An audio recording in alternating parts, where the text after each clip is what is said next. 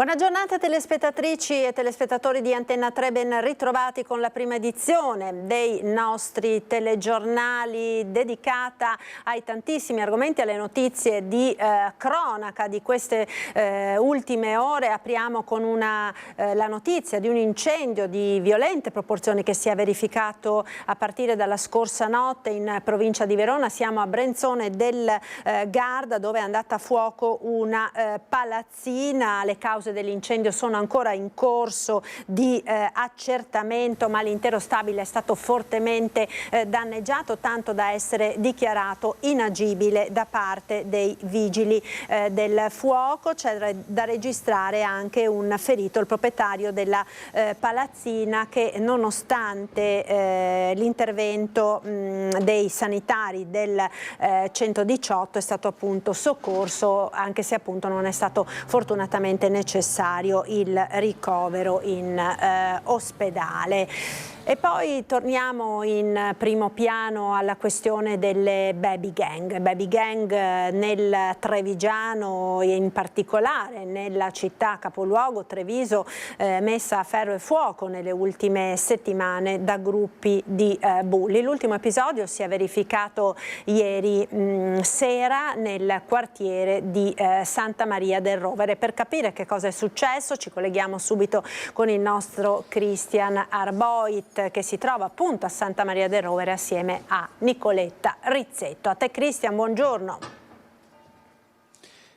Sì, buongiorno Marta, buongiorno anche da parte di Nicoletta Rizzetto per la parte tecnica. Partiamo da questa immagine: porta rotta, entrare e uscire da dietro. Questo è il portone che ieri nel tardo pomeriggio è stato preso letteralmente a calci e pugni da un gruppetto di ragazzini, 6 ragazzini che di fatto hanno superato davvero il limite, botte, calci, imprecazioni contro questo portone. Cos'è successo poi? È successo un parapiglia, perché chiaramente i residenti allarmati hanno lanciato l'allerta, hanno chiamato il 112, da qui la mobilitazione delle forze dell'ordine, non solo carabinieri ma anche polizia e polizia locale, pattuglie che sono confluite per l'appunto qui in piazza Martiri di Belfiore e sono riusciti a individuare questi ragazzini. Però c'è tutto un racconto dietro. Qui con noi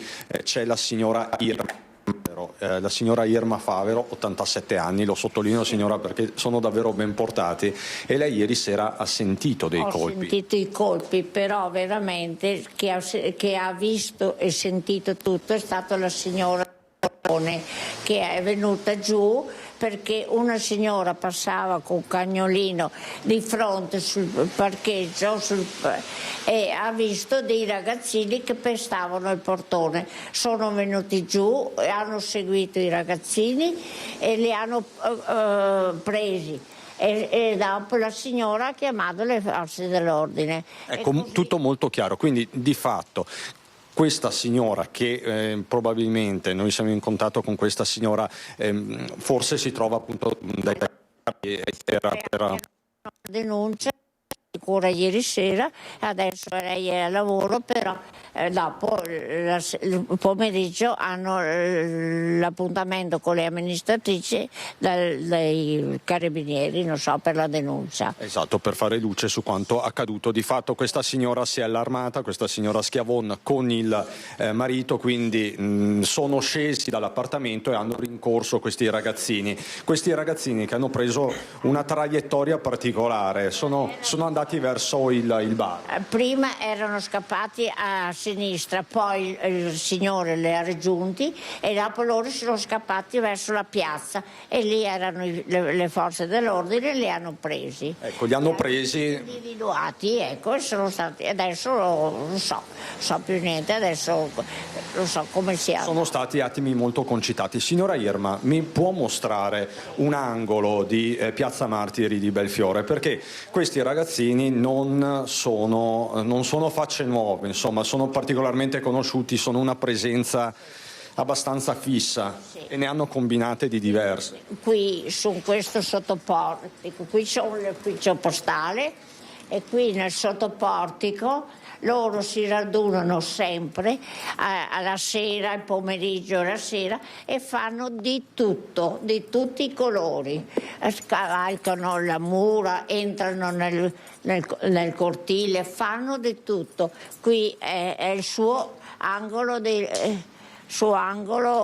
ritrovo. Ecco, questo qui è il suo angolo di ritrovo. E solitamente lei mi dice molto più disordinato, più caotico. Beh, adesso è in ordine perché dopo il fatto hanno messo un po', ma se no di qui c'è di tutto, perché mangiano, fanno di tutto. Senta signora Irma, c'è anche un altro episodio. Nei mesi scorsi questi ragazzini, non tutti ma alcuni di loro, sono arrivati fin su sul tetto della condominio. Sì, del condominio nostro, lì hanno mangiato, hanno fatto di tutto, poi sono scesi perché li hanno sentiti, li hanno fatti correre perché hanno chiamato la polizia. Ma non si sa che ragazzini erano, io non so che... Senta signora, lei ha paura? Abbastanza, perché però sono anche ben protetta in casa. Anche perché lei dice i controlli ci sono, insomma, è monitorata come... Sì, il controllo in piazza è sempre, perché i vigili sono anche fino alla notte, e anche più volte io ho chiamato i vigili per tutti i disordini che fanno in piazza, i urli, perché le panchine sono sempre piene all'estate. Allora, signora Irma, io la ringrazio davvero per questa sua testimonianza. Cercheremo appunto con Nicoletta Rizzetto di parlare nel corso della giornata con la signora Schiavon, il marito, che si sono appunto... Sono stati bravissimi, perché se non era per loro non sarebbe andato a questo lieto fine. Diciamo che c'era il rischio che questi ragazzini entrassero nuovamente nel condominio come avevano fatto nei mesi scorsi. Non solo qua, un po' dappertutto qui, nella zona, qui un po' dappertutto. Un po' dappertutto sono presi, ecco. Quindi insomma parliamo di un episodio anche tutto sommato inquietante, perché appunto parliamo di una banda che già si è introdotta nei condomini. Allora, grazie signora Irma, grazie ancora, grazie Nicoletta Rizzetto. Marta, ti restituisco la linea da Piazza Martiri di Belfiore. Grazie a Cristian Arboit da Treviso. Noi ora con la cronaca ci spostiamo nel Vicentino per un episodio che ha visto protagonista una giovane studentessa. Un uomo ha molestato appunto una minorenne a bordo della corriera. Le amiche hanno reagito, l'uomo è fuggito ma è stato preso e denunciato dai carabinieri.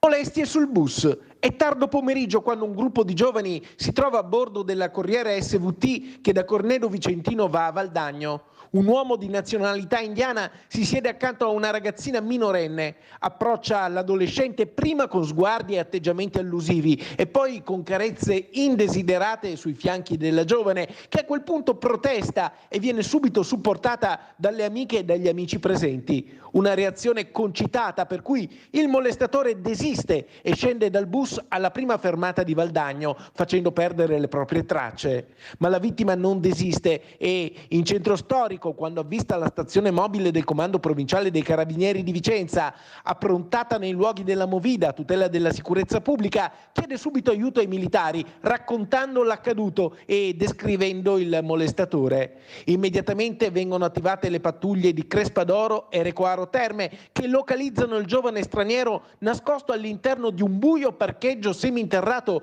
poco distante dalla fermata dell'autobus. Identificato, lo straniero è stato denunciato per violenza sessuale su minore. Il sesso con 2 tredicenni. La procura di Treviso ha chiesto 6 anni e 4 mesi per un operaio 47enne di origine cingalese. I fatti sono avvenuti a Conegliano nel 2020. Le aveva ospitate nel suo garage adibito a stanza da letto per gli ospiti, ma poi in cambio aveva chiesto a 2 tredicenni di avere dei rapporti sessuali.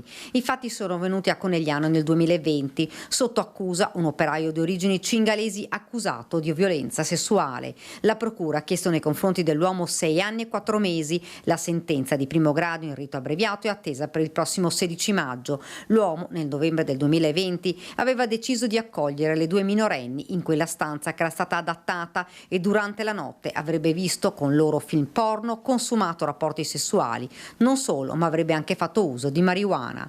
A dare l'allarme erano state le famiglie delle due ragazzine, non vedendole rientrare a casa. Così l'uomo, identificato, era stato arrestato. Durante l'incidente probatorio nel 2021 le due tredicenni avevano raccontato di essersi presentate spontaneamente alla porta dell'uomo conosciuto la notte di Halloween ad una festa.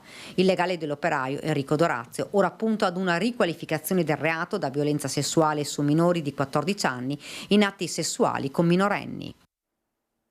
Ed ancora una notizia a proposito di maltrattamenti nei confronti delle donne, quella che riguarda un uomo che maltrattava e perseguitava l'ex. La donna, una quarantenne di Treviso, aveva presentato 2 denunce per maltrattamenti e stalking nei confronti dell'uomo, un 42enne. Lo scorso marzo lui avrebbe anche violato il divieto di avvicinamento a lei, alla vittima e ai luoghi frequentati, tanto che il pubblico ministero aveva chiesto l'inasprimento della misura cautelare in arresti domiciliari con l'uso del braccialetto elettronico. Ora il GIP ha consentito a mettergli il dispositivo, mantenendo però la stessa limitazione alla libertà personale, ovvero il divieto di avvicinamento. Venerdì 26 aprile i carabinieri lo hanno convocato appunto per mettergli il braccialetto. Allo stesso tempo anche a lei verrà fornito un dispositivo che registrerà i casi di eventuale violazione. Intanto il 16 maggio prossimo è stata fissata l'udienza preliminare per il procedimento relativo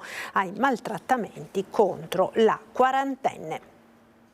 Calci e schiaffi all'ex compagna con la bambina in braccio, poi una testata. Purtroppo continuano a verificarsi episodi di violenza nei confronti delle donne. Quest'ultimo è accaduto proprio in pieno centro a Treviso, in Piazza dei Signori, domenica, tra le bancarelle del mercato delle eccellenze del cibo promosso dagli artigiani, ed è stata proprio un'artigiana presente ad intervenire e a fermare l'aggressione. Ho visto passare una coppia con una bambina in braccio, lui aveva una bambina in braccio e stavano litigando animatamente.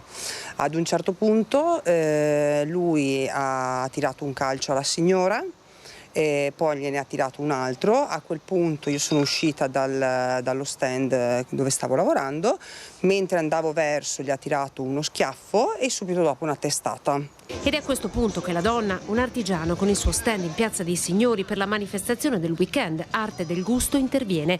Gli si avvicina, dice all'uomo di fermarsi e lui, per tutta risposta, mi ha risposto che era una vigliacca, perché io non sapevo che cosa era successo veramente e quindi dovevo farmi i fatti miei. La donna, vittima dell'aggressione, scoppia in lacrime, la tensione si alza tra i due, l'artigiana non molla e affronta l'uomo a viso aperto. Attorno si raduna un nuvolo di persone, ma nessuno interviene. Sono stata raggiunta da un'altra persona di un altro stand, dopo dalla mia socia, e le persone si sono solo avvicinate, 2 signori anziani ci hanno fatto manforte. La socia è intervenuta una volta vista la ressa. C'era disappunto tra le persone?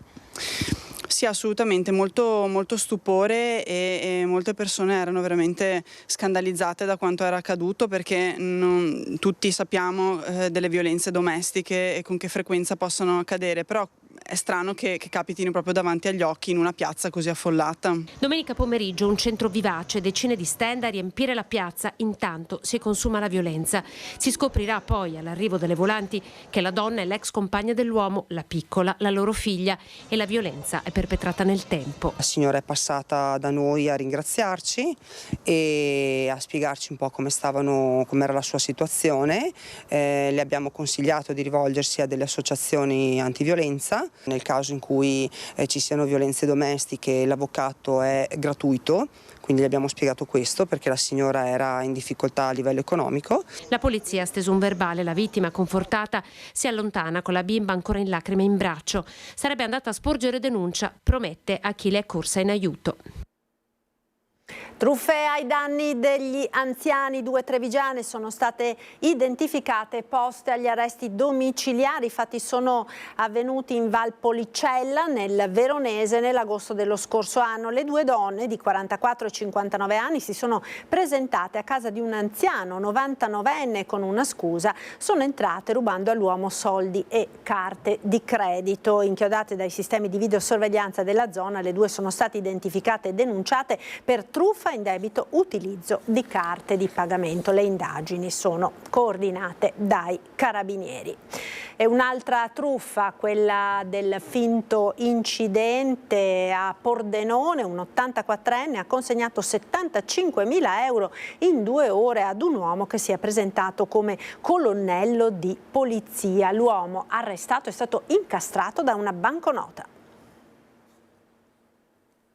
Mi state togliendo tutto, mi avete tolto anche l'oro che avevo conservato, che rappresentava per me un ricordo di famiglia, lasciatemi almeno 10 euro per poter fare la spesa. È stato proprio grazie a quella banconota da 10 euro che gli uomini della scientifica sono riusciti a risalire all'uomo che in 2 ore, il 23 febbraio scorso, è riuscito a portare via un'anziana di 84 anni residente a Pordenone la cifra di 75.000 euro più svariati oggetti preziosi. La truffa è partita da una telefonata alla donna arrivata sul numero fisso. Dietro la cornetta un 41enne residente nel napoletano che si era presentato come un colonnello di polizia. Alla signora ha riferito che il figlio aveva provocato un incidente stradale investendo un motociclista e rischiando fino a 10 anni di carcere, ma era tutto falso. È così però che l'anziana, per tutelare il congiunto, consegna all'uomo in 4 separate occasioni nell'arco di 120 minuti prima 15.000 euro, poi i gioielli e in 2 volte la somma di 30.000 euro, praticamente i risparmi di una vita, con una tattica che sta prendendo sempre più piede. È spacciato, come spesso capita in queste truffe nei confronti degli anziani,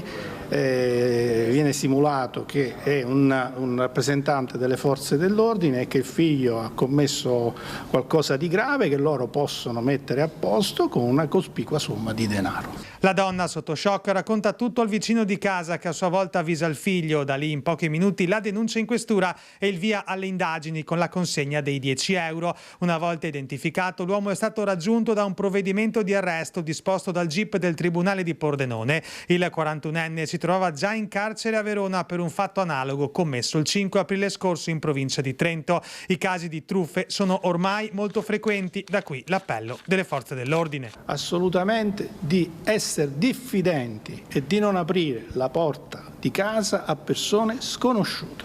Questo è il mio appello, perciò ci tenevo a metterci la faccia quest'oggi e a raccontare questa storia che, credetemi, in 35 anni di polizia raramente mi è capitata, e fare un appello a tutte le persone non più giovanissime di diffidare rispetto agli sconosciuti.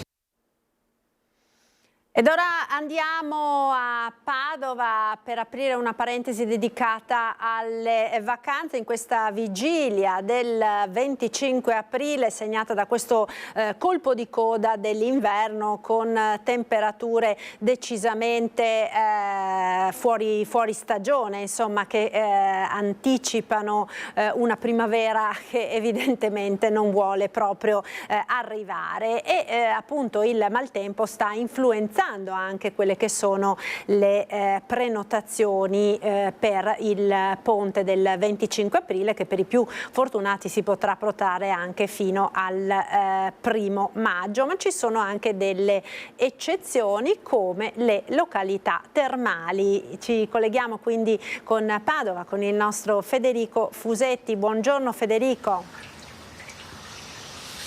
Buongiorno Marta, buongiorno ai telespettatori, siamo qui con Federico Cibotto per raccontarvi, paradossalmente parlare di vacanze sembra un po' strano visto il tempo, però se ci riferiamo alle terme, siamo con il sindaco di Abano Terme Federico Barbierato che ringraziamo, quasi quasi sembra paradossale, ma il maltempo aiuta, stanno crescendo le prenotazioni proprio perché c'è chi viene al caldo da voi.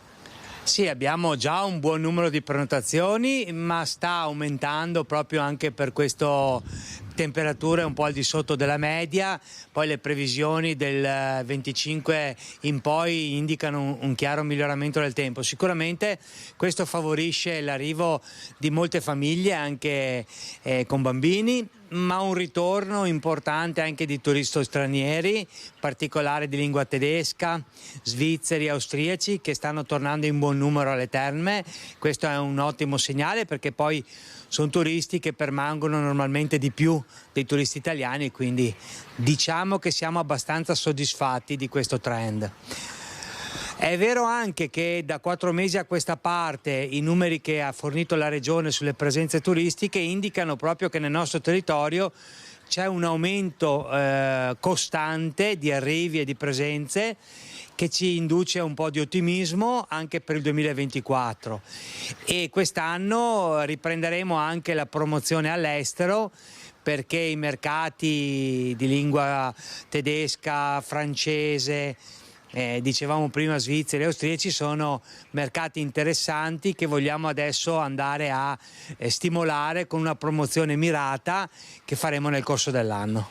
Domani parte il ticket, il contributo d'accesso a Venezia, quindi insomma molta discussione attorno a questo. C'è una correlazione in qualche modo? Può esserci che magari turisti che prenotano la loro visita a Venezia allungano e si spostano magari anche da voi? Ma sicuramente Abano è baricentrica rispetto a molte località, mezz'ora si è a Venezia, e quindi abbiamo molti turisti che poi visitano anche la città lagunare, e questo è un aspetto sul quale è giusto anche fare informazione, perché poi è una novità, e quindi credo che nei prossimi mesi andremo a sperimentare indirettamente anche nel nostro territorio questa tematica. Ultima cosa, forse l'ha anche detto, la comunicazione per voi è fondamentale, è sempre stata fondamentale per le terme? Ma direi di sì, noi abbiamo fatto una buona campagna l'anno scorso sui TG nazionali, sulle TV generaliste, quindi di respiro nazionale, che ha avuto un buon effetto, e la continueremo anche quest'anno un po' per tutto il territorio, in collaborazione anche con la Camera di Commercio e col nostro IAT, quindi siamo soddisfatti, e quello che c'è da fare è anche di stimolare l'attenzione sulle nostre terme, sul nostro prodotto fangoterapico, che è molto importante perché non solo ha effetti curativi ma anche di prevenzione, e quindi può essere adatto anche a un pubblico più giovane. Grazie al sindaco Federico Barbierato. Marta, se non hai domande ti restituisco la linea. Grazie a te Federico, buona giornata e buon lavoro a te e a tutti i colleghi della redazione di Padova. Noi con il prossimo servizio restiamo nel padovano con la cronaca, perché è ancora ricoverata in ospedale l'83enne alla quale sono stati amputati braccio da una parte e avambraccio dall'altra, dopo che era stata aggredita dai propri cani in casa. Oggi i carabinieri insieme alla polizia provinciale hanno sequestrato gli 8 animali. Gli inquirenti non escludono che l'abitazione fosse utilizzata come allevamento di cani. Sentiamo.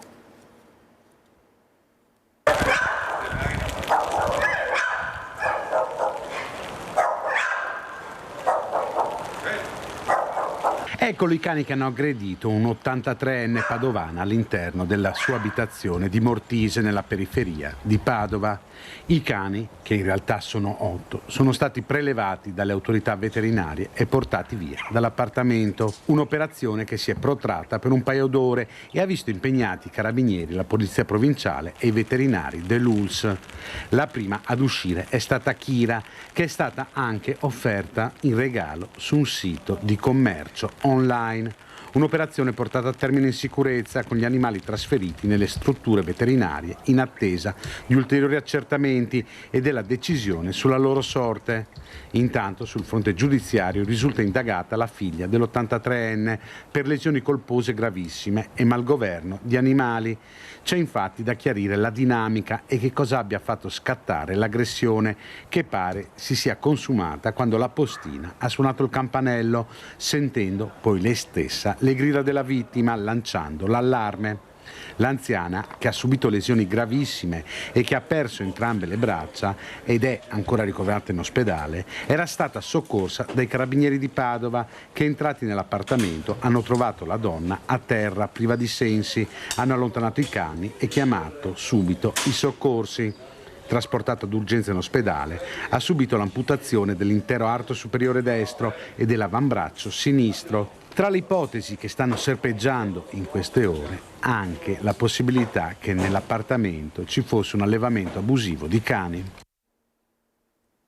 Salgono a 31 i DASPO emessi dal questore di Padova nei confronti degli ultracatanesi protagonisti dei disordini allo stadio Euganeo lo scorso 19 marzo. Sono stati emessi ulteriori 4 provvedimenti da parte del questore Marco Dorisio, uno della durata di 10 anni con obbligo di firma, 3 della durata di 5 anni sempre con obbligo di firma. Sono stati anche notificati i fogli di via obbligatori della durata di 4 anni nei confronti degli ultracatanesi coinvolti nei gravi fatti avvenuti allo stadio durante la finale d'andata di Coppa Italia di Lega Pro tra Calcio Padova e Catania.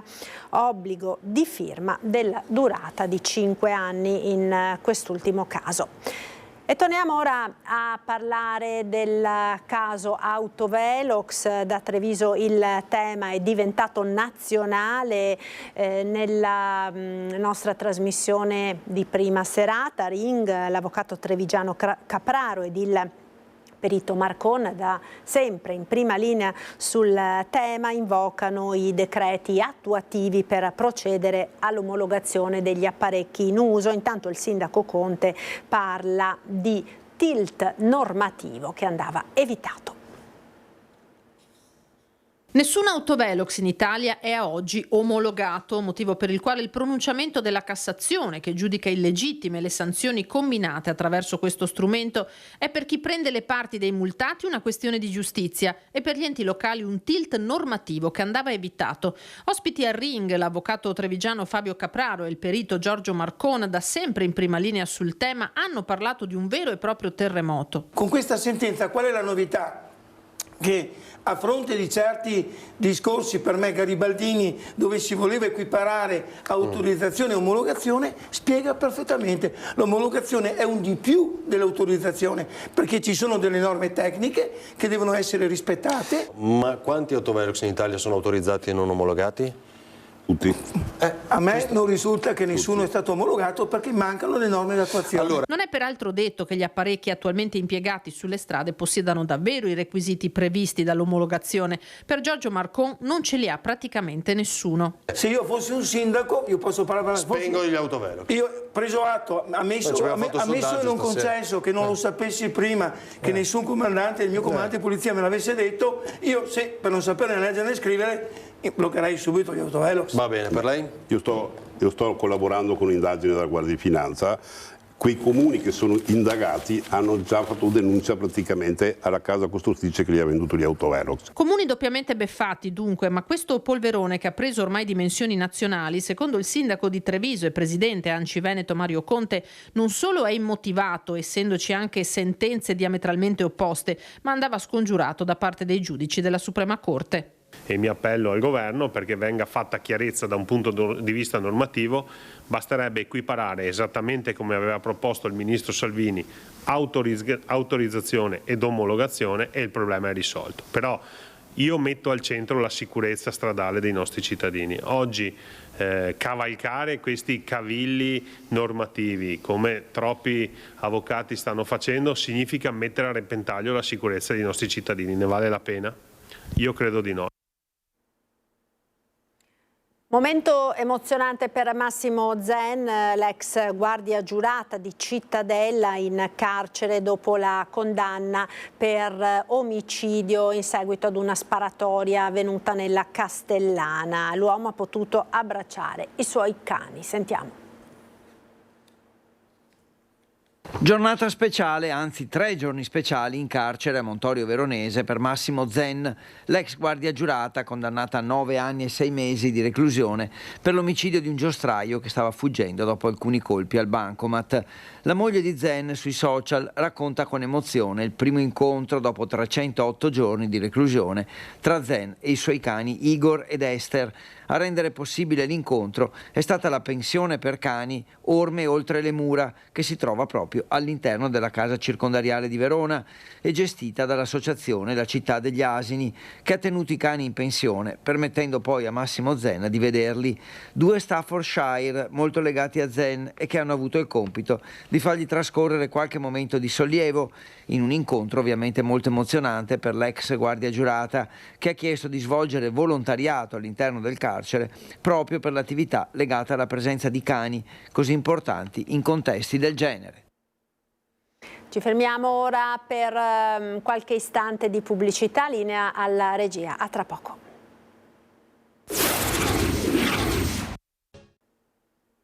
Eccoci nuovamente in diretta con la prima edizione dei nostri telegiornali. Vigilia del 25 aprile, una festa raccontata dall'Associazione Nazionale Partigiani, che spiega il legame che c'è tra questa festa e quella del 2 giugno. Vediamo il servizio della nostra redazione di Padova. Padova si prepara a festeggiare il 25 aprile con la cerimonia tradizionale davanti a Palazzo Moroni per commemorare i caduti della Resistenza. L'ANPI, come sempre, ricorda l'importante significato di questa giornata che ha segnato l'inizio dell'Italia moderna. È la nascita del nostro paese come è nato dopo la guerra, diventando una repubblica democratica, fondata sul lavoro, dice l'articolo 1 della Costituzione, una repubblica che assicura uguaglianza di diritti, solidarietà, chiaramente non sempre garantita perché la Costituzione non è sempre stata attuata, anzi adesso si cerca anche di stravolgerla, però questo è, quindi nasce l'Italia moderna. 25 aprile 1945, 2 giugno del 1946, 2 date legate una all'altra. Se non ci fosse stato il 25 aprile è scelto perché è la liberazione di Milano e di Genova fondamentalmente, quindi perché poi ci sono a Padova, Padova viene liberata il 28, si arriva addirittura ai primi di maggio, l'ultima uscita del Trentino Alto Adige, però fondamentalmente viene riconosciuto il 25 aprile come data ufficiale. È chiaro che il collegamento c'è, teniamo conto che il 25 aprile del 45 e 2 giugno del 46, perché evidentemente per arrivare a questo ci vuole qualche tempo. E a Vicenza ora, perché ieri sera si è riunito il Consiglio Comunale. Il grande tema è stata la reintroduzione della clausola antifascista. C'era una volta a Vicenza la clausola antifascista, introdotta da Achille Variati, era stata modificata da Francesco Rucco, che da sindaco aveva sostituito la formula da far sottoscrivere a chi chiede uno spazio pubblico. Non più il ripudio del fascismo, ma il rifiuto di ogni totalitarismo e della violenza a fini politici. Oggi, col ritorno del centrosinistra al governo della città, la clausola antifascista verrà reintrodotta dal nuovo primo cittadino, Giacomo Possamai, come annunciato anche in campagna elettorale. Noi abbiamo detto in campagna elettorale e anche in questi mesi che torneremo a reintrodurre la clausola antifascista. Una decisione politica che oggi approda in Consiglio Comunale, ma la modifica del regolamento per reintrodurre la clausola riserva una sorpresa. Non si torna infatti alla formula dell'epoca di Achille Variati, nessun esplicito ripudio specificamente del fascismo, ma un più generico impegno a rispettare i principi, le norme, i valori della Costituzione italiana, che è repubblicana e democratica ed è anche antifascista, sì, perché vieta la riorganizzazione del partito fascista, però un conto è impedire l'organizzazione del partito fascista, un altro conto è costringere con una clausola chi chiede uno spazio pubblico a dichiararsi antifascista, che invece rientrerebbe nella libertà di pensiero riconosciuta e tutelata dalla Carta fondamentale. Un aspetto dunque da considerare non a tutela del fascismo, ma della Costituzione liberale.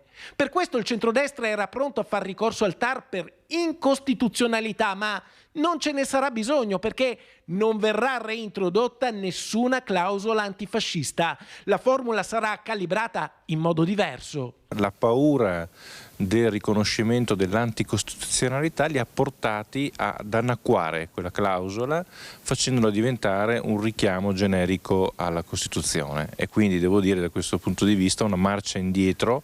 La nuova clausola, come già aveva fatto Rucco, chiede il ripudio di ogni regime dittatoriale e non di uno in particolare, ma di più. Per avere uno spazio pubblico a Vicenza si dovrà rifiutare giustamente ogni discriminazione basata su etnia, identità, orientamento sessuale, lingua, religione e opinioni politiche. Insomma, chi la pensa diversamente va rispettato. Lo dice la Costituzione, lo richiama il regolamento di Vicenza. Quanto è successo anche ad esempio da parte dei centri sociali in città di recente nei confronti di Vannacci dimostra come non ci sia un riconoscimento della libertà di parola, di espressione, di opinione politica come previsto peraltro dalla Costituzione.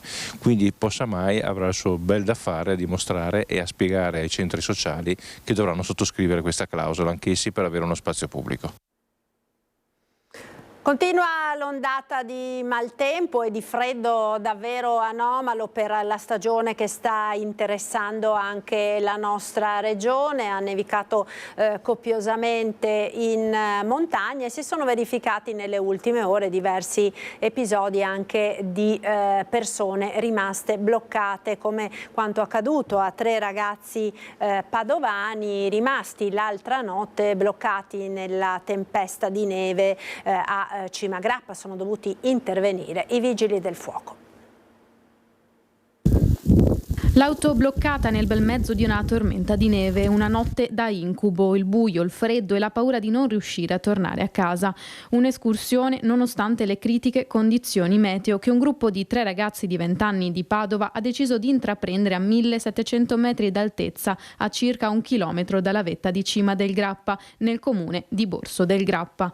Avventura che poteva trasformarsi in tragedia perché le temperature rigide e la bufera di neve hanno sorpreso i 3 ragazzi rimasti bloccati con l'auto in panne. Al rientro dall'escursione, infatti, i ventenni a causa di un guasto non sono più riusciti a mettere in moto l'auto. Il buio che si faceva sempre più fitto e la paura hanno incoraggiato i ragazzi a lanciare l'allarme al 115 alle 3 del mattino. Intervento immediato dei vigili del fuoco accorsi sul luogo con un fuoristrada non senza difficoltà per portare i giovani in salvo.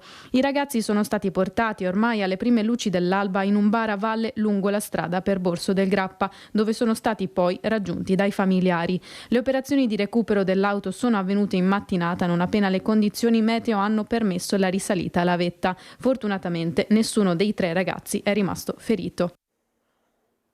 Torniamo ora a Treviso, capoluogo, con una notizia di sicuro interesse per la cittadinanza ed è quella dell'apertura del nuovo parcheggio dell'ospedale, quello realizzato a fianco della cittadella sanitaria. Aprirà le porte lunedì prossimo, 29 di aprile. Si tratta di circa 700 posti auto, 300 dei quali riservati ai dipendenti dell'ULSS 2 che potranno parcheggiare gratuitamente. Per gli altri costerà 50 centesimi all'ora per le prime 3 ore, poi €1 all'ora. Lunedì 29 aprile, dopo mesi di trattative, è finalmente ufficiale la data di apertura del nuovo parcheggio della Cittadella della Salute. Ultimati i collaudi e l'impianto di videosorveglianza, l'atteso parco a pagamento a servizio di utenti e personale dell'ospedale di Treviso aprirà le sbarre lunedì prossimo. L'annuncio del direttore generale dell'ULSS 2, Francesco Benazzi, al termine di una complessa trattativa con Ospedal Grando, la società del project financing della Cittadella. Avremo circa 400 posti per la gente a pagamento, diciamo 0,50 l'ora come avevamo detto, e abbiamo 280 posti per i nostri dipendenti. Chiaramente i nostri dipendenti entreranno con badge, quindi non pagheranno per la sosta perché ovviamente sono là per lavorare. Gli altri pagheranno 0,50 centesimi all'ora e quindi per un massimo di 3 ore, quindi in qualche modo è è una tariffa, chiamiamola così, bassa rispetto alle tariffe che ci sono in giro anche negli altri ospedali. Park gratis dunque per i dipendenti dell'ULSS, a pagamento per utenti e familiari dei pazienti che potranno usufruire di una tariffa calmierata di 50 centesimi all'ora per le prime 3 ore di sosta, tariffa che salirà ad €1 all'ora per le successive. Il nuovo parcheggio rappresenterà un'importante valvola di sfogo per la sosta nei pressi dell'ospedale, quotidianamente congestionata dalle auto che non riescono a trovare stalli liberi negli attuali park gratuiti. Conto alla rovescia per l'entrata in vigore del contributo d'accesso a Venezia, che scatterà appunto a partire da domani 25 di aprile, tra il malcontento anche di diversi comitati e associazioni che sono pronte a manifestare la propria contrarietà. Il ticket d'accesso viene definito sistema di gestione dei flussi, niente di più falso, non gestisce nulla, non gestisce i flussi, i turisti arriveranno in grande quantità e non saranno certo i 5 euro a scoraggiarli. In più non pagheranno 5 euro quelli che vogliono andare nelle isole. Le perle della nostra laguna saranno quindi attaccate da orde di turisti che giustamente vorranno entrarci, che giustamente intaseranno i nostri trasporti e metteranno ancora in più in difficoltà i cittadini delle isole e di tutta la città. Ecco perché il 25 aprile, giorno in cui entrerà in vigore la fase sperimentale del contributo d'accesso per Venezia, l'opposizione, le associazioni, i comitati e molti cittadini manifesteranno il loro dissenso verso questa misura. Il fronte del no al ticket d'accesso è un fronte molto ampio, fatto di associazioni, movimenti, comitati, cittadini, insomma tanti che dicono no a una misura che limita la libertà delle persone, che tocca la privacy, che tocca quelle che sono le modalità normali di vita in una città. No, è un no molto ampio, di un fronte così ampio che è un fronte sostanzialmente contro la giunta Brugnaro. Diventa un fronte cittadino che è un fronte di liberazione cittadina di fronte a quello che è la politica tenuta in questi anni relativamente alla casa, alla sicurezza, al vivere quotidiano, al welfare. Insomma, nel ticket ritroviamo tutti i problemi che questa giunta ha creato in tutti questi anni.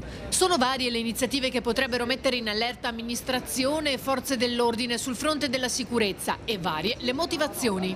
Il Comune vuole contingentare gli ingressi dei turisti. Noi invece vorremmo che il Comune si occupasse di più di residenzialità. Come si fa a contingentare gli ingressi? Per esempio limitando il fenomeno delle affittanze turistiche, cercando invece di dare più spazio ai residenti o a coloro che comunque vogliono avere casa a Venezia. Oltre alla manifestazione contro il contributo organizzata da Associazione Sociale per la Casa, Tutta la città insieme, Forum per Mestre Venezia, con l'adesione dei No Grandi Navi, comitati Danni da Movida e Waterfront, ci sarà la sfilata di Ampi, mentre il Circolo Arci Veneto distribuirà ai turisti una sorta di passaporto simbolico anziché il ticket richiesto dal Comune. Non funzionerà nulla, nel senso che non è una misura che questo Comune doveva adottare per contingentare gli ingressi. Eppure sul contributo d'accesso, nonostante sia in corso un'importante campagna informativa per capire chi debba pagarlo, quali siano le modalità di prenotazione, tra i veneti c'è ancora abbastanza confusione. Sentiamo. Io ho l'impressione di non aver capito niente, ma ho 83 anni, perciò... Lei ha capito come funziona? No, non mi sono informato tanto. Ho sentito, ma non ho ancora capito bene il meccanismo. No, non so niente. Con credit card. Ai nastri di partenza il contributo d'accesso per Venezia. Eppure, tra trevigiani e veneti incontrati questa mattina in stazione c'è ancora un po' di confusione. C'è tutta una registrazione su internet, è molto complicato. Io penso agli anziani come devono fare.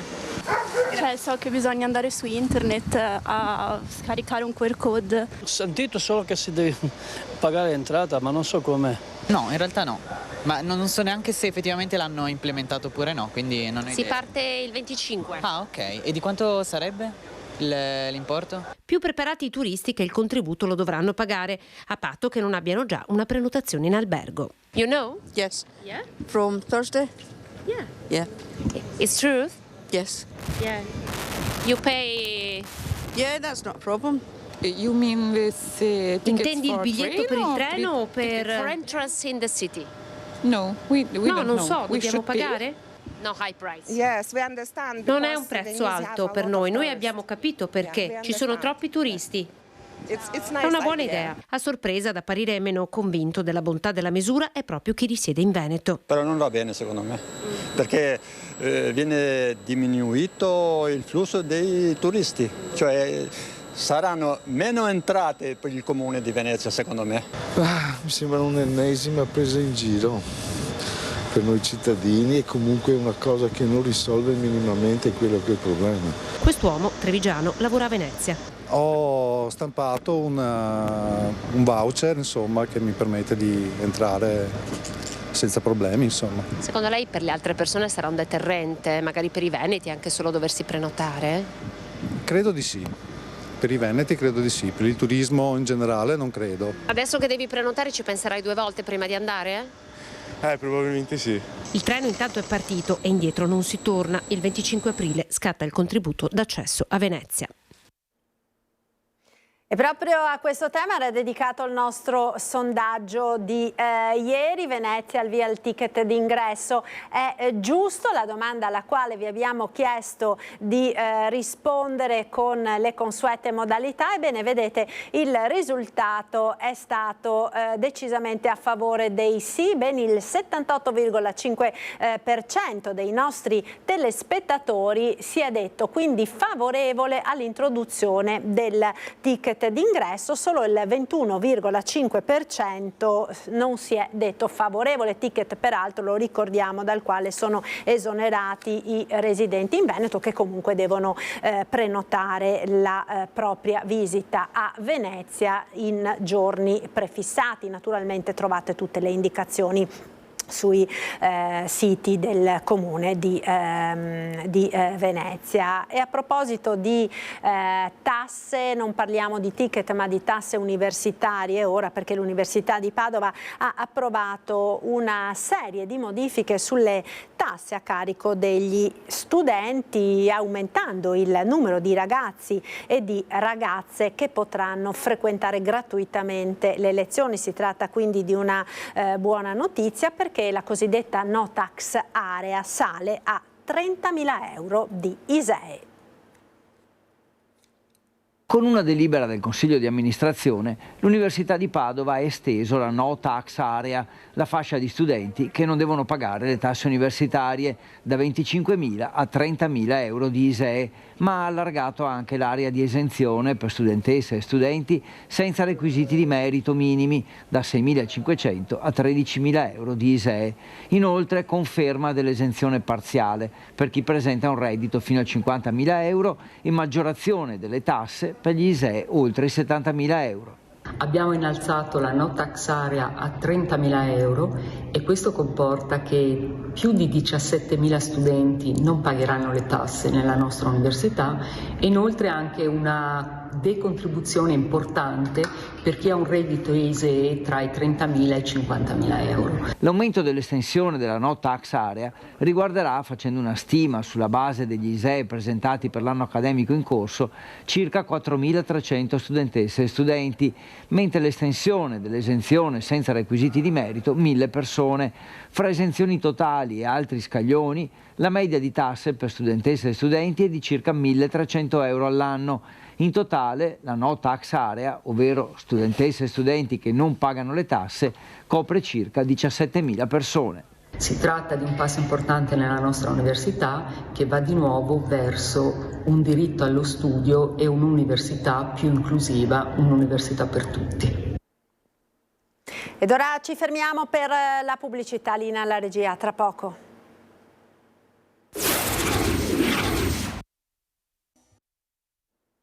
Eccoci di nuovo in diretta con la prima edizione dei nostri telegiornali. Tra pochissimo ci collegheremo con Venezia, con la nostra Ilaria Marchiori, perché ci sono diverse notizie che arrivano dal capoluogo lagunare, al centro dell'attenzione del mondo in questi giorni, per l'avvio del contributo d'accesso appunto in città, ma anche per una notizia di cronaca proprio di queste ore, ovvero la caduta caduta di alcuni pezzi di cemento dal campanile di San Marco. Ecco, vedo che abbiamo in collegamento la nostra Ilaria Marchiori. Buongiorno Ilaria. Buongiorno a te Marta, buongiorno ai nostri telespettatori. Allora siamo riusciti proprio poco fa, purtroppo non si è potuto fermare con noi in collegamento in diretta, ma siamo riusciti a parlarlo. Questa sera avremo anche l'intervista integrale con l'architetto Mario Piana, che è il proto della Procuratoria di San Marco, e ci ha voluto proprio spiegare che cosa sia accaduto. Innanzitutto esordendo dicendo che non è assolutamente caduto nulla e che nulla cadrà, ma che al vaglio è stato assegnato uno studio specifico, e vi faccio subito vedere qual è la parte di cui si sta parlando. Qui nel campanile, grazie alle immagini di Simone Merlo, li vedete, ci sono quei 4 archetti. Si parla della parte superiore e di quella poi della guglia fino poi all'angelo, che riguarda l'intelaiatura interna. Si sono infatti create alcune fessure, ovviamente come potete immaginare l'antichità della struttura, quindi anche conseguenza del tempo, e quindi proprio per evitare che accadano incidenti come quelli che potrebbero essere la caduta di pezzi, hanno deciso di attivarsi per tempo. Ha voluto specificare l'architetto Piana, che si occupa appunto della struttura, studiare come poter intervenire per poi scegliere l'intervento giusto, l'intervento dedicato, e metterlo in totale sicurezza. Ma ha voluto proprio ribadire che non è accaduto nulla e che non è previsto cada nulla. Questo è molto importante da dire, sia per tranquillizzare i veneziani che questa mattina si sono svegliati leggendo queste notizie sul giornale, che anche tutte le persone che si recheranno qui domenica per la messa di Papa Francesco, che sarà qui in piazza San Marco alle ore 11, dopo le altre 2 tappe, quella nel carcere della Giudecca per incontrare le detenute, quella successiva alla Basilica della Salute per incontrare invece i giovani, e poi si recherà appunto qui in piazza San Marco per la messa, dove è previsto l'arrivo di circa 10.000 persone. Ieri è stato già posizionato il palco, qui il grande palco, qui in piazza San Marco, e ora c'è anche il ponte di barche che è già stato allestito, che il pontefice che il pontefice percorrerà per trasferirsi, diciamo, dalla Salute a qui piazza San Marco. Tra l'altro messa che è anche una mattinata che noi seguiremo in diretta passo dopo passo. Ma come hai anticipato tu, Marta, questa è proprio una settimana molto calda, molto impegnativa qui per la città di Venezia, perché siamo alla vigilia dell'entrata in vigore della sperimentazione del contributo d'accesso. Domani 25 aprile infatti sarà la prima giornata in cui entrerà effettivamente in vigore la misura, che lo ricordiamo è in fase sperimentale, e dunque c'è fermento in città. Abbiamo visto nei giorni scorsi sono già stati posizionati nei pressi della stazione di Venezia Santa Lucia i totem esplicativi per dare tutte le indicazioni a chi non sapesse di che cosa si tratta. Ci sarà moltissimo personale messo in campo dall'amministrazione, e poi anche personale che potrà coadiuvare e aiutare chi non capisce, poi personale anche della polizia locale, ma ovviamente ci saranno anche tutti i comitati e le associazioni del fronte del no, insieme a tanti cittadini che non condividono questa misura che è stata decisa dall'amministrazione comunale, ricordiamolo, comunque basandosi sempre su una legge del governo che ha permesso di metterla in campo. Ricordiamo che Venezia è la prima città in assoluto a mettere in campo una misura in tal senso. L'amministrazione si è comunque scusata per quelli che potranno essere i disagi. Rimane il fatto che domani sarà una giornata importantissima, sia per capire come funziona, qual è l'approccio dei cittadini, soprattutto dei turisti, ma anche che cosa accadrà con le proteste che sono previste, che saranno messe in campo, di cui abbiamo anche parlato diffusamente in questi giorni. Noi comunque ci saremo con i nostri collegamenti in diretta e quindi documenteremo quello che accadrà appunto domani mattina. Ricordiamo che si tratta di 29 giornate in cui appunto in cui sarà necessario iscriversi e prenotarsi in città. Le regole ve le continueremo a spiegare mano a mano, e soprattutto che a metà luglio questa fase sperimentale finirà, dopodiché in base a come è andata, in base a tutte le verifiche che saranno effettuate, insomma uno studio di questi mesi, si deciderà il da farsi.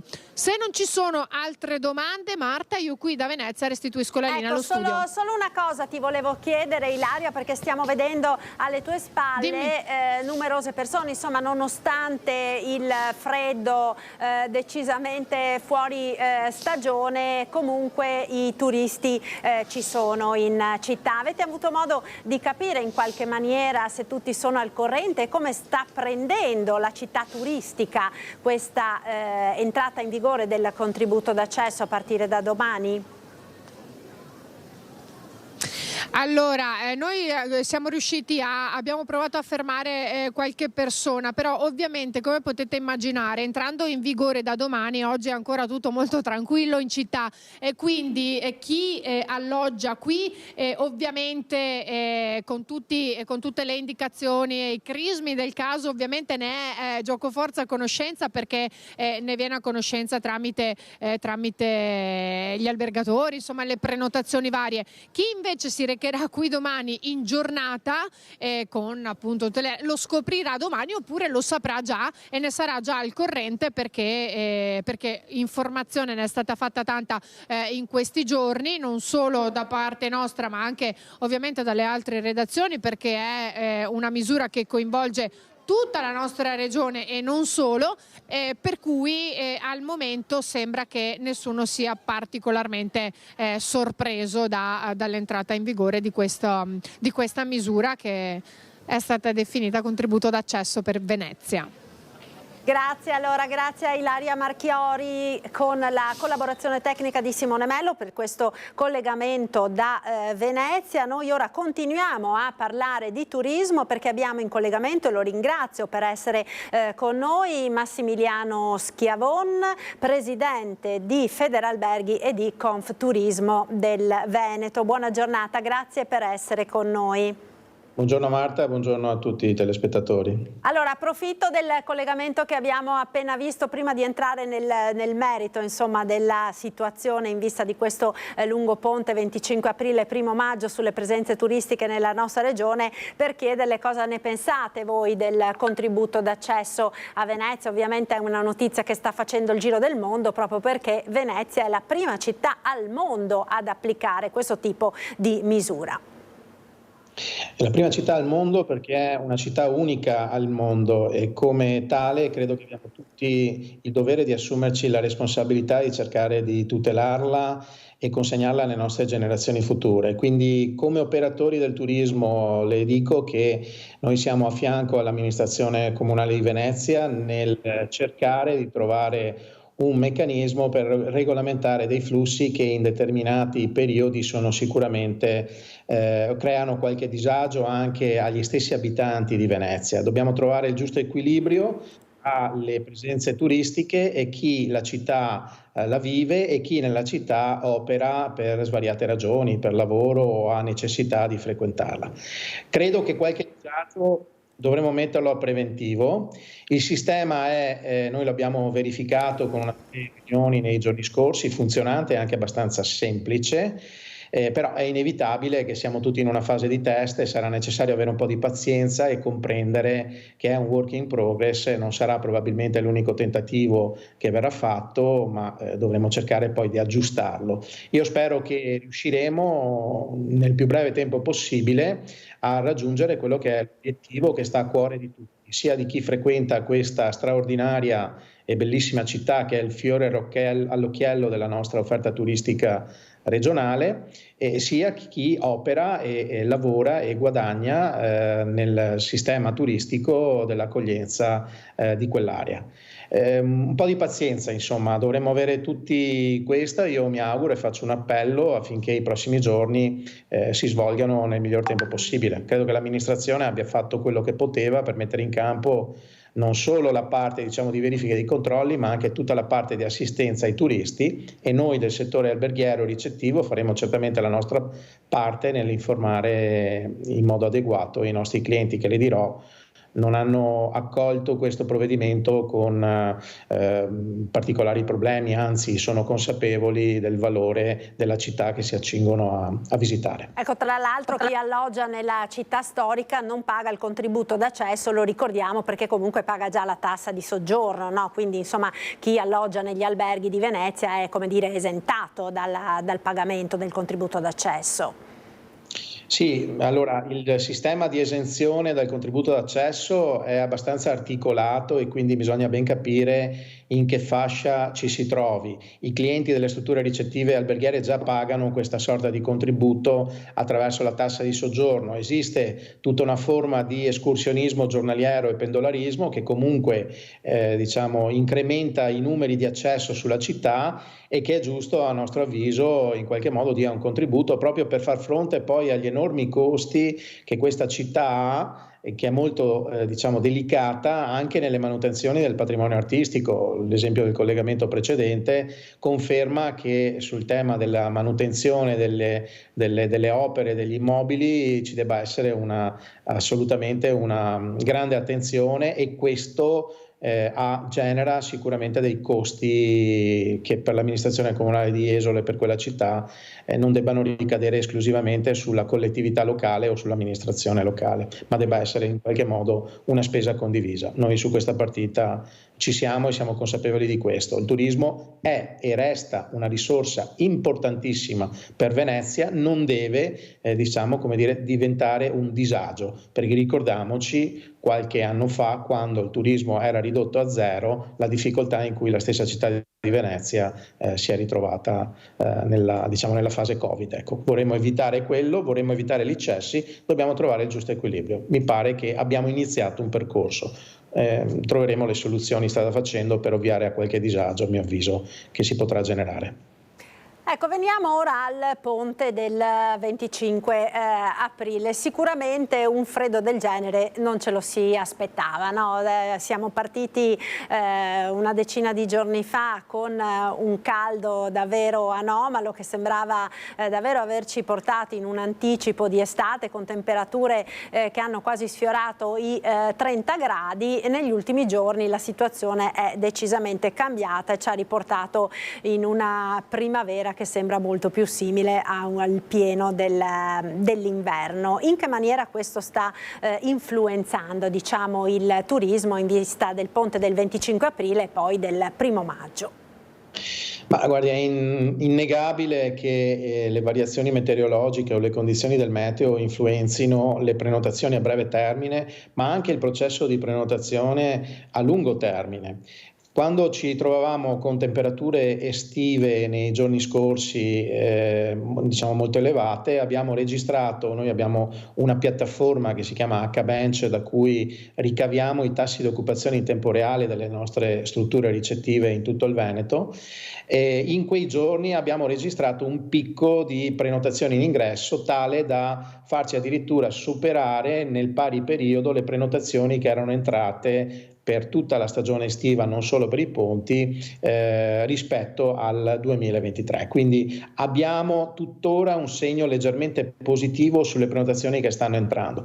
È pur vero però che l'abbassamento delle temperature di questi giorni ha spostato un po' l'interesse verso alcune, diciamo, cluster, alcune aree di prenotazione rispetto alle altre. Mentre prima la parte balneare del lago e delle nostre spiagge del Veneto stava marciando a pieno regime, adesso ha avuto chiaramente un rallentamento a favore invece di destinazioni come per esempio le terme, cioè al coperto, e come per esempio le nostre città d'arte, che stanno comunque continuando a raccogliere molto interesse. Venezia adesso sta trainando molto anche con questo eccezionale evento della visita papale, papale, che quindi sta portando ulteriori flussi di prenotazione. Posso dirle questo, per quanto riguarda i prossimi ponti di primavera, guardato il dato nel nazionale dove abbiamo circa 14 milioni di italiani che si metteranno in viaggio per questi ponti primaverili, il 92% fortunatamente ha scelto di stare in Italia e solo l'8% di fare una vacanza all'estero. Il Veneto non si discosta di molto da questi valori, registrando un tasso di occupazione delle strutture delle terme abbastanza elevato sul ponte del 25 aprile, siamo quasi a ridosso del 90% di tasso di occupazione, così come le città d'arte già al 70%. Stanno soffrendo un po' di più ovviamente il lago con circa un 68,5% di occupazione e il mare che si è ancora assestato a poco più di un 50%, non siamo ancora al 60% di occupazione. Non cito la montagna perché ovviamente volgiamo al termine della stagione sciistica, anche se le ultime ore hanno visto ulteriori nevicate, però insomma direi che la stagione invernale è finita. Gli impianti paradossalmente sarebbe il momento ideale per andare a sciare, incredibile, assolutamente. No? Assolutamente sì, anche trovando probabilmente una situazione di minore affollamento delle piste che consentirà agli appassionati di questo settore di avere ulteriore soddisfazione, però le posso garantire che c'è una grande voglia di sole, tanta voglia di mare, di stare all'aperto e abbiamo anche tracciato una grande voglia di divertimento e di enogastronomia, aspetti che non sono poi legati neanche nel balneare alle condizioni meteorologiche, quindi quando anche fosse che il meteo non dovrebbe sistemarsi nelle prossime ore, le nostre destinazioni mare e lago stanno comunque offrendo ormai da qualche anno dei prodotti alternativi sia nelle visite dei musei o la vicinanza a determinate città storiche, anche nella gastronomia, delle eccellenze che ti consentono di trascorrere un weekend all'insegna dell'emozione, delle esperienze, dei prodotti tipici e quant'altro. Quindi non abbattiamoci, restiamo fiduciosi, i dati stanno dicendo che il mercato sta dando un buon interesse nei confronti del nostro settore, dovrebbe essere anche il preludio, mi auguro, di una buona stagione legata al prodotto balneare e l'acquale, dopo i buoni risultati ottenuti dalla montagna, con delle città d'arte che continuano a viaggiare a livelli interessanti, trainati anche da un grande interesse, mi consenta di dirlo, non solo degli italiani ma anche degli stranieri che continuano ad amare il nostro paese e le nostre bellezze artistiche. Quindi clima tutto sommato positivo dal punto di vista operativo, non ancora del tutto dal punto di vista climatico, ma insomma credo che nei prossimi giorni le cose dovrebbero tornare alla normalità. Lo speriamo davvero tutti quanti. Un flash velocissimo le volevo fare sulla questione da presidente di Confturismo del Veneto dei campeggi, perché abbiamo visto che le destinazioni all'aperto stanno un po' pagando lo scotto di questo clima così rigido di questi giorni. Sappiamo che appunto questo è il periodo nel quale moltissimi campeggi anche sulle spiagge, ma già sul lago di Garda hanno già aperto da qualche settimana. In questo senso come si sta andando?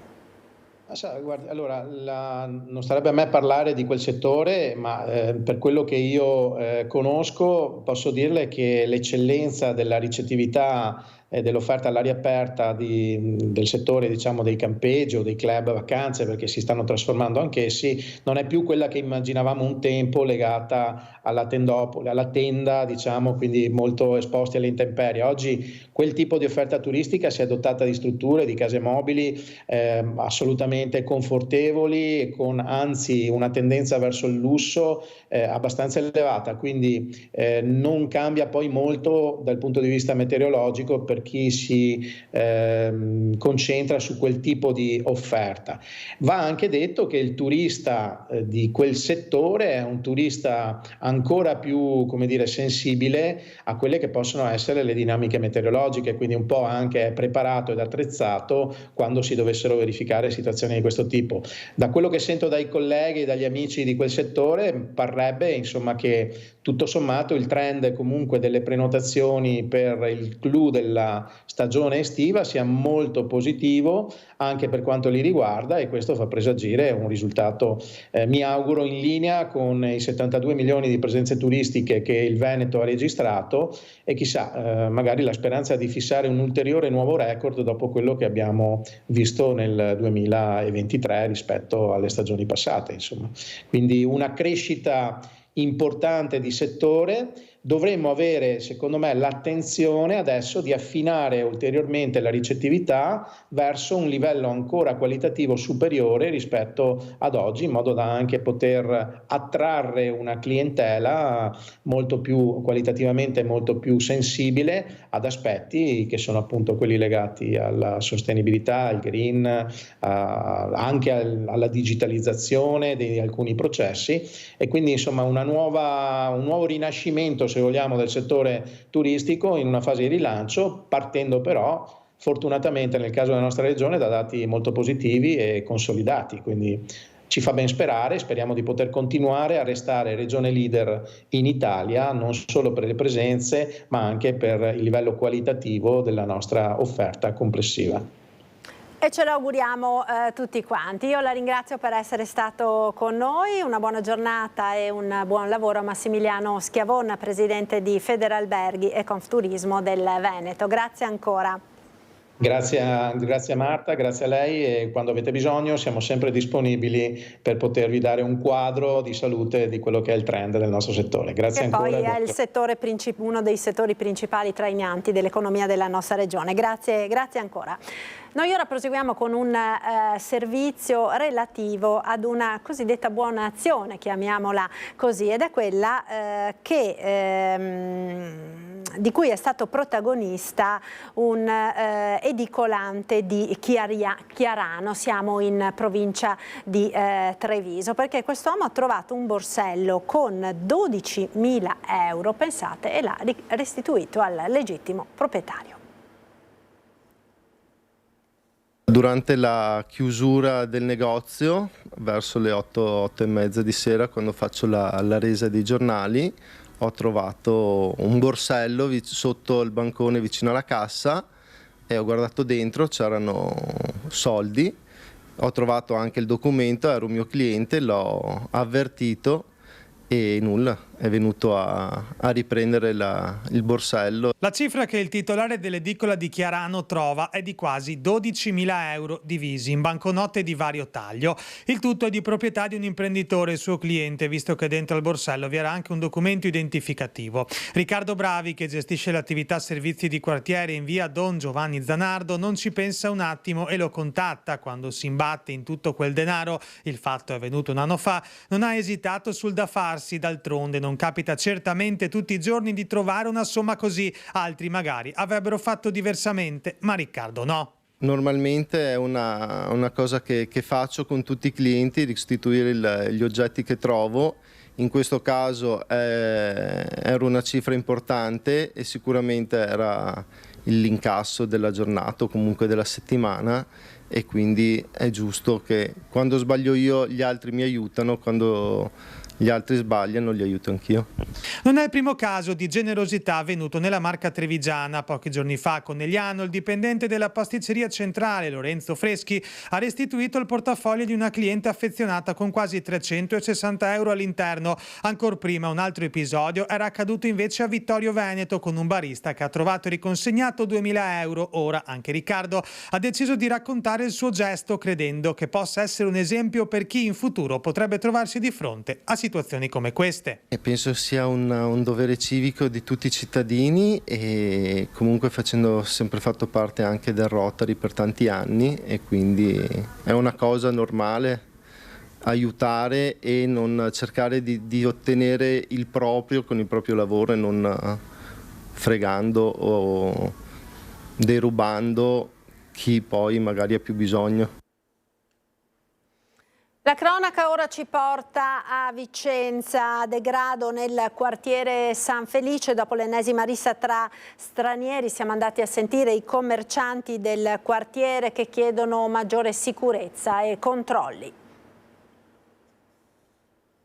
Quartiere Santi Felice e Fortunato, quartiere ad alta tensione in cui residenti e commercianti segnalano ormai da tempo schiamazzi, liti, l'ultima avvenuta ieri sera, un diverbio violento tra extracomunitari, situazione per la quale chiedono maggiori controlli, maggiore sorveglianza. Abbiamo sentito dalla loro viva voce quali sono le problematiche e le richieste. È ormai diverso tempo che qui in zona si vedono strani figure, strani personaggi che poi puntualmente corrispondono con aumento di scippi, aggressioni, soprattutto aggressioni ultimamente nelle vie laterali, e anche purtroppo, cosa che ho potuto assistere personalmente durante il giorno, delle persone che si drogano davanti alla gente come se nulla fosse. Si vede di tutto, delinquenza, praticamente si rubano le bici, si rubano i monopattini, qualche cliente che è venuto qua dentro a comprare col monopattino. E il tempo di andare fuori, saltano su, si portano i monopattini, per non dire altre situazioni ancora più gravi. C'è un continuo movimento di droga e le risse avvengono più di sera, dopo la chiusura. Purtroppo abbiamo tanta gente un po' strana che arriva e dobbiamo un po' difendersi. Ho visto che c'è tanta polizia lì in Viale Verona, un po' più avanti di qua. Non lo so cosa è successo perché non ho guardato, però è quasi tutti i giorni che qua succede qualcosa, quindi cerchiamo di essere aiutati se si può. Beh, lo spazio è in strada, e per la strada non c'è nessuna remora, nessuna vergogna di niente, vengono qua e fanno quello che vogliono. Abbiamo fatto più volte richieste, so che adesso fanno ancora altre richieste all'amministrazione e anche alla forza pubblica, ovviamente di un aumento del controllo e di più attenzione soprattutto nelle zone laterali alla sera, perché alla sera sappiamo che succede di tutto di più. L'appello c'è, ma il problema è che non si fa niente, perché il fenomeno è va sempre più avanti. Il quartiere la sera non si esce, si sta molto attenti, ci sono delle zone dei marciapiedi che non frequentiamo perché ci sono ammassamenti di persone straniere e hai timore di passarci in mezzo, e ci ritiriamo nel nostro. La sicurezza che ci sia qualcuno che ci guarda, perché onestamente siamo soli. Alla vigilia del 25 aprile i Fanti di Tezze hanno consegnato il tricolore ai bimbi delle scuole elementari per lanciare un messaggio di pace e libertà. Vediamo. Sì, a Tezze sul Brenta, a Belvedere, nella frazione di Belvedere di Tezze sul Brenta, ci sono i bambini, le bambine della scuola elementare a cui viene consegnata in questa giornata la bandiera tricolore, la bandiera italiana, simbolo di pace, simbolo di libertà, proprio a ridosso tra l'altro di questo 25 aprile, giornata della liberazione. Con me Francesco Cerantola, che è il presidente della sezione Fanti di Tezze sul Brenta, una ricorrenza, Francesco Cerantola, che si ripete ormai da diversi anni ed vuole essere proprio un messaggio che vuole essere lanciato alle giovanissime generazioni. Sì, è un'iniziativa che facciamo da circa 15 anni, consegniamo a tutti i ragazzi di quinta elementare del comune, che sono circa 150 ogni anno, il tricolore con un pieghevole dentro che spiega il significato del bianco, il rosso e il verde, dell'inno di Mameli, il Piave e il Grappa. È una ricorrenza che facciamo perché vogliamo portare in tutte le famiglie di Tezze sul Brenta, famiglie giovani, perché i ragazzi stanno di quinta elementare e hanno i genitori che sono giovani. Vogliamo portare una bandiera, il tricolore, che è segno dell'appartenenza dell'Italia proprio in questo periodo, che siamo vicino al 25 aprile, la festa della liberazione. Tra l'altro questo tricolore deve e vuole rappresentare la pace, soprattutto in questo momento così difficile che stiamo attraversando, anche se indirettamente noi qui in Italia, vuole significare la libertà. Pace e libertà che si devono guadagnare giorno dopo giorno. Esatto, noi Fanti facciamo oltre a questa cerimonia, facciamo anche ricorrenze nei vari monumenti per ricordare e far ricordare tutti i nostri caduti per la pace e per la libertà dell'Italia, per poter sventolare questa bandiera in libertà, cosa che in qualche paese non possono fare. Più che mai allora diventa importante il coinvolgimento dei bambini e delle bambine. Esatto, perché la guerra qui in Italia c'è da parecchi anni che non c'è. Per ricordare e tenere vivo il ricordo del sacrificio dei nostri nonni, diciamo, no? È importante continuare a ricordare questi avvenimenti. E anche quest'anno una vigilia del 25 aprile all'insegna delle polemiche su tutti i fronti. La nostra Monica Smiderle della redazione di Bassano del Grappa ha sentito cosa ne pensano i cittadini di questa ricorrenza. Sentiamo. Parliamo del 25 di aprile, una ricorrenza che continua a dividere l'Italia. Cosa ne pensate? Che non dovrebbe assolutamente dividere, perché è una ricorrenza che riguarda tutti. Noi, questa Repubblica è nata proprio dalla guerra contro il fascismo, il nazismo, alla resistenza, per cui dovremmo celebrarla. Lei partecipa di solito alle celebrazioni? Certo, partecipo in Viale dei Martiri e in corteo, sì, partecipo sempre. Perché secondo lei continuano ad alimentarsi tutte queste polemiche? Perché continuano ad alimentarsi? Perché ci sono appunto persone che non sono in grado di definirsi antifasciste, per cui sembra che definirsi antifascisti sia una colpa, e invece è una parola che dovremmo tutti usare, insomma, perché dovremmo tutti essere antifascisti. E perché tutte queste polemiche? Perché in Italia si fanno solo polemiche. Io sono stato nelle forze dell'ordine, perciò lo festeggiavamo il 25 aprile. Finirà prima o poi? Non credo, con la mentalità nostra italiana non credo. Ci saranno sempre delle polemiche. Mio padre è un partigiano, era un partigiano, sono contento perché è la sua festa. Difatti siamo partiti da Vercelli, siamo venuti qua a vedere un po' qua il Museo degli Alpini, eccetera, anche se non fa parte della Seconda Guerra Mondiale. Comunque il ricordo di mio padre si fa sentire in questi posti, ecco. Il 25 aprile è una data molto importante per l'Italia, perché è la data in cui l'Italia ha avuto la liberazione dal nazifascismo e dal vecchio governo di Mussolini. Adesso sappiamo che la politica fa di tutto per accaparrare voti, specialmente in questo periodo che di voti si cercano molto. Io dico che la politica in questo caso non c'entra, si tratta di libertà delle persone e della nazione, perciò facciamo come si deve, onoriamo chi è morto anche per la libertà e non facciamo di loro merce della politica, che è sempre, non diciamo sporca, ma in qualche modo torbida. 3 volte pace per tutti.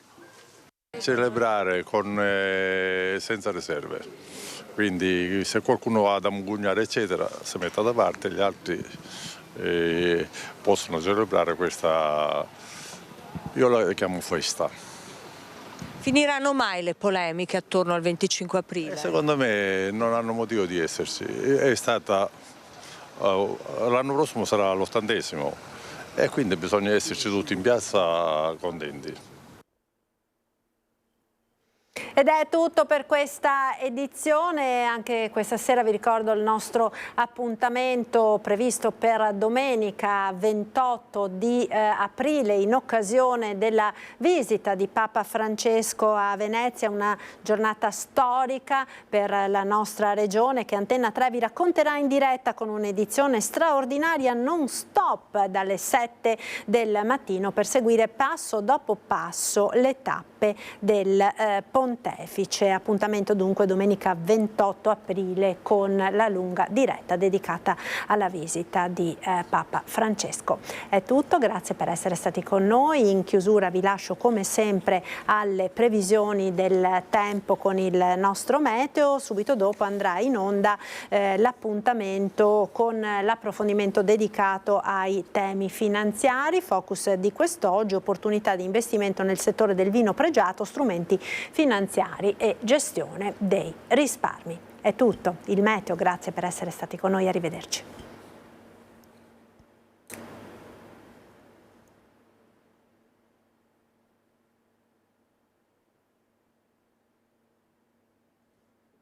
Dovremo vedere le nostre previsioni del tempo.